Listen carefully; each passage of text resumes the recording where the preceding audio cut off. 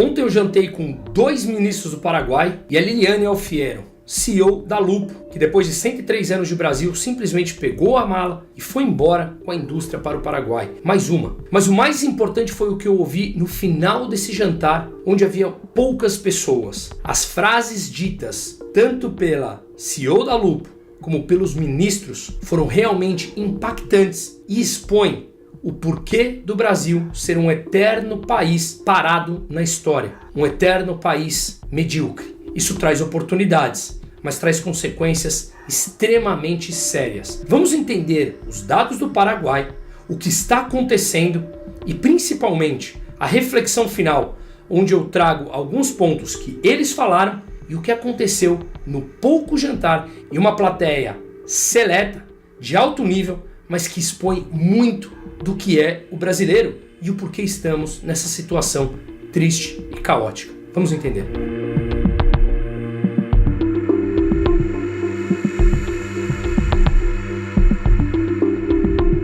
Antes de tudo, meu muito obrigado, como eu sempre falo, em meu nome e de toda a equipe. Tanto o YouTube, que é o principal canal, como as nossas outras redes, atingem entre 3 e 4 milhões de pessoas por mês. Para mim, isso realmente é impressionante, que eu não imaginava isso há pouco tempo atrás. Porém, metade das pessoas que assistem de forma recorrente ainda não se inscreveram no canal. E toda vez eu vejo os comentários das pessoas falando: achava que estava inscrito e não estava. Não custa absolutamente nada e ajuda muito o YouTube a distribuir esse conteúdo. Portanto, se puder, se inscreva no canal, ative o sininho, compartilhe o vídeo, que isso nos ajuda e muito nesse trabalho diário de buscar reflexão em um país onde eles querem que você pense dentro da caixinha. Vamos entender, portanto, alguns dados aqui, principal do Paraguai, e vou focar na economia. Para quem é novo aqui no canal, eu sou um economista, atuo há 19 anos no mercado financeiro, já fiz documentários em alguns países e faremos em breve no Paraguai também, onde eu tive ontem o privilégio de ser convidado para um jantar entre 2 ministros, o ministro da Indústria e Comércio, que já falarei, Marco Riquelme, e o presidente da Lei Maquila, o Jorge, em que é uma lei que está levando muitas empresas e pessoas e famílias para o Paraguai, não apenas do Brasil, mas principalmente do Brasil e de outros países.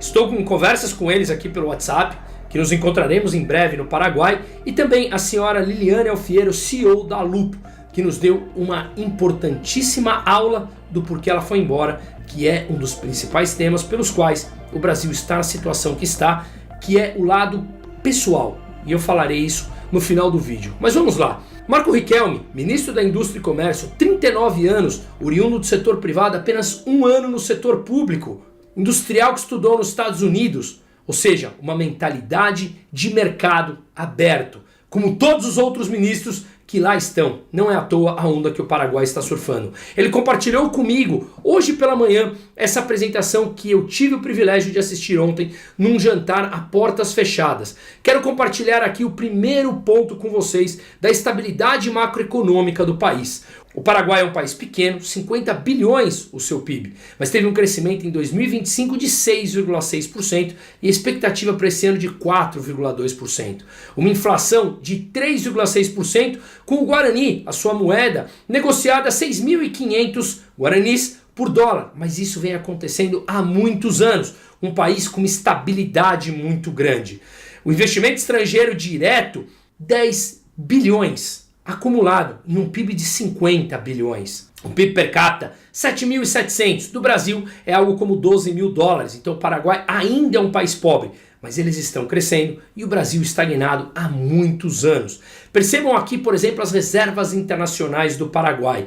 11,7 bilhões de dólares. Isso é algo como 23% do PIB. O Brasil, que tem uma reserva internacional extremamente relevante e importante, está algo como 2,5%, 3% do PIB. O Brasil tem um PIB de 12,7 trilhões de reais, algo como 2 trilhões e 100, 2 trilhões e 200 de dólar, e temos uma reserva de 350 bilhões. Em percentual do PIB, repito, do Paraguai é 23% do PIB. Por quê? Porque tem um fluxo importante de dólar entrando no país e não é de hoje. Eu vou falar da Lei Maquila daqui a pouco. Outro ponto importante, o Paraguai tem o grau de investimentos dado por 2 agências importantes, a Moody's e a S&P. Muitos dirão, ora Bruno, você acredita nessas agências? Não, eu já fiz inclusive muitos vídeos mostrando como eu tenho certa desconfiança, mas muitos fundos internacionais só podem investir nos países que têm grau de investimento. Portanto, o fluxo que ter um grau de investimento traz é gigantesco. E no Brasil nós perdemos na Dilma. E atenção aqui, ó, presta atenção nisso. A chance de recuperarmos é quase nula, pelo menos olhando a trajetória da dívida agora, sem buscarmos uma responsabilidade fiscal. São 3 países na região que têm grau de investimento: Uruguai, Paraguai e Chile. E as próprias agências já falaram que o caminho ainda é longo, mas ao continuar dessa forma a Argentina pode conquistar e o Brasil vai ficando para trás. Olhando o clima de negócios, o Brasil sequer aparece entre os 5 primeiros da região. O Paraguai é o primeiro, disparado com 124 pontos. O Uruguai em segundo com 112. Perceba a diferença. A Argentina é o quinto. Nós sequer aparecemos nessa classificação. Isso segundo o Departamento de Estado dos Estados Unidos. Quando nós olhamos o esquema tributário, é de passar vergonha. Repito, atenção aqui, olhem essa tabela. Paraguai 10%. E não é cumulativo, é um ou outro. Se você paga imposto sobre a renda das pessoas jurídicas, você não vai pagar na física e vice-versa. O IVA máximo de 10%. Ao passo que no Brasil, 34% de imposto, fora tudo que a gente compra, que chega a quase 50% daquilo que nós produzimos. É o tamanho do Estado hoje, mais especificamente 47% do PIB. A nossa carga tributária está próxima a 40% do PIB. É simplesmente colossal e um país que está completamente engessado, parado, travado no chão. Diferente do Paraguai, que optou por fazer esse movimento, que não é de agora. Mas, de novo, fique mais um pouco, porque a gente vai falar no final as frases mais impactantes. Quero passar só mais alguns gráficos aqui. Salário mínimo de 446 dólares. Isso significa que é um salário mínimo muito maior do que o do Brasil. Muito maior. Do Brasil é algo como 300, 320 dólares, a depender da cotação. E do Paraguai, 450 dólares. Idade média dos paraguaios, 29 anos. 70% dos paraguaios têm menos de 40 anos. Ou seja, estão em alta capacidade de trabalho, idade de trabalho. E no Brasil, a demografia já é negativa. 1,6 filhos por mulher, lembrando que a taxa de reposição são 2,1 filhos por mulher. Horas de trabalho, 48 horas semanais. E o principal ponto, não existe sindicato. Um dos ministros que estava lá, e eu falarei no final, tem uma indústria há 30 anos, emprega 800 pessoas. Sabe quantos processos ele teve na vida? Nenhum. E falou abertamente que não entende como o Brasil é um país dos processos. Pois é, mas falarei aqui no final porque vai junto com aquela frase que vocês vão se espantar com relação a isso.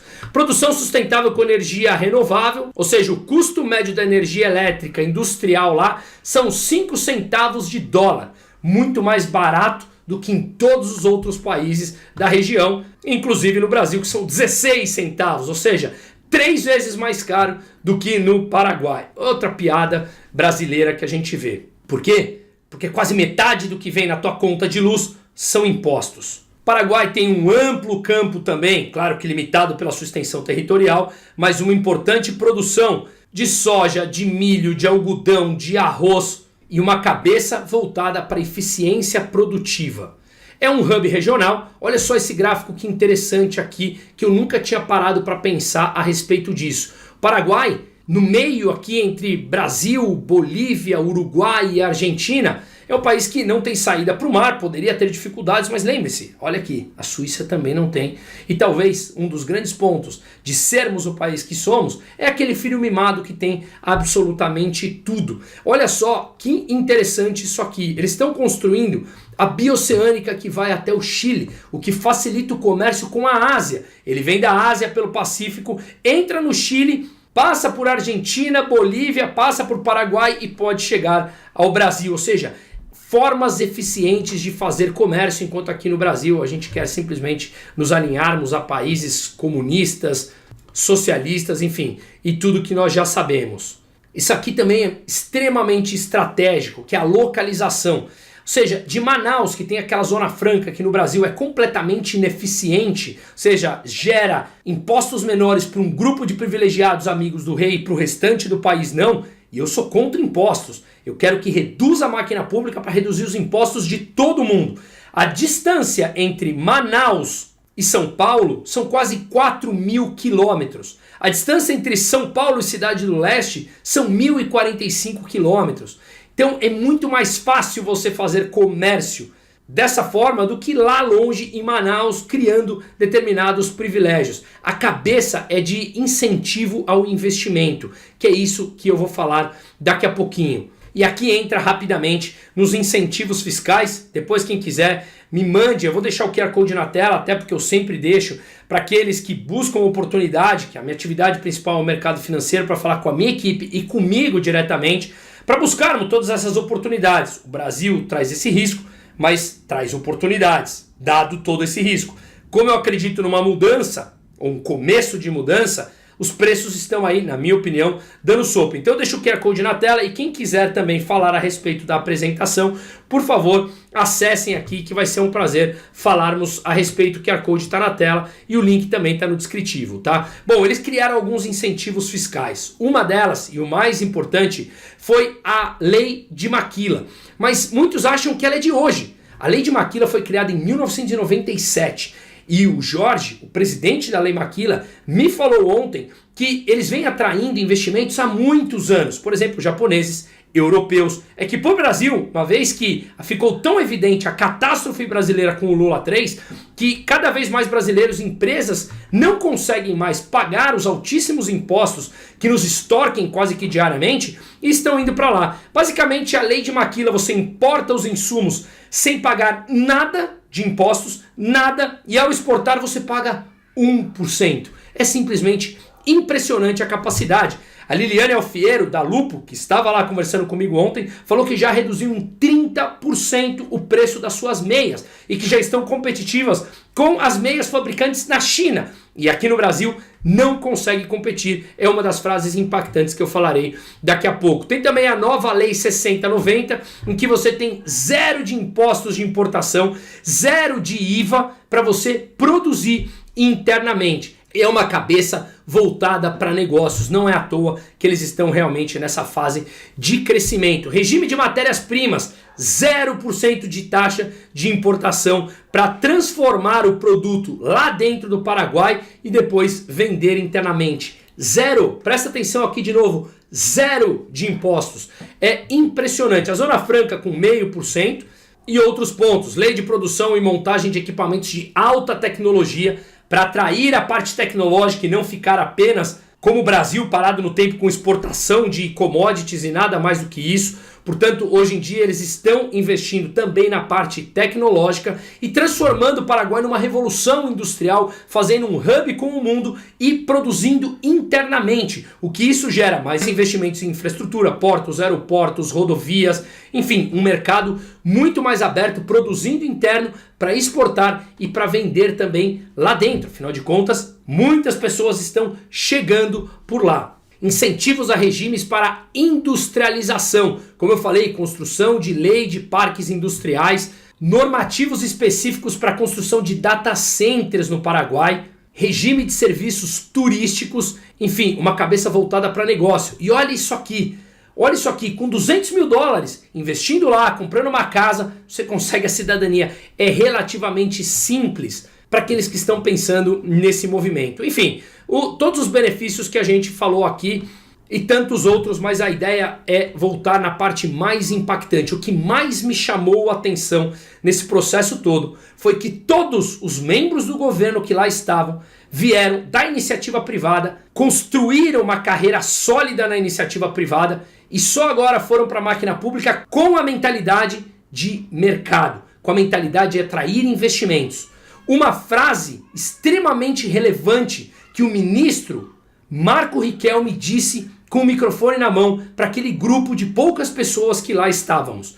No Paraguai, o governo é amigo do empreendedor. Ele incentiva o empreendedor e incentiva a ganhar dinheiro. Caso contrário, a gente sabe que não teremos evolução. Foi aí que você percebe a diferença da mentalidade encrunhada no Brasil através dessa mentalidade marxista. atrasada, retrógrada, implementada pelo PT, que continua vigente, que mesmo se o PT sai, muita gente continua com essa mentalidade. E não apenas as pessoas mais pobres, muita gente da classe mais alta e da elite, que eu sou extremamente crítico, apesar de fazer parte dela, apesar de carregar no meu DNA muitas coisas que eu olho diariamente e me envergonho do que faço, tentando melhorar a cada dia para deixar de lado essa mentalidade brasileira que está dentro da gente. E uma delas é justamente isso. O segundo ponto é justamente essa frase, abre aspas, no Paraguai, entendemos empresários como um dos pontos mais importantes da economia. O governo é amigo deles e não inimigos.